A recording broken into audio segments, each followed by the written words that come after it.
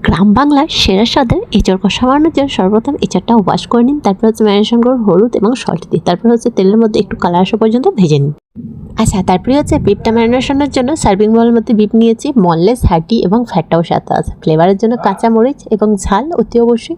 পেঁয়াজ দিয়েছি 2টা, আদা রসুন বাটা, হলুদের পাউডার, ঝালমরিচের গুঁড়া, সল্ট, ধনিয়া পাউডার আর সরিষার তেল ভালো করে কিন্তু ম্যারিনেশন করে নিতে হবে।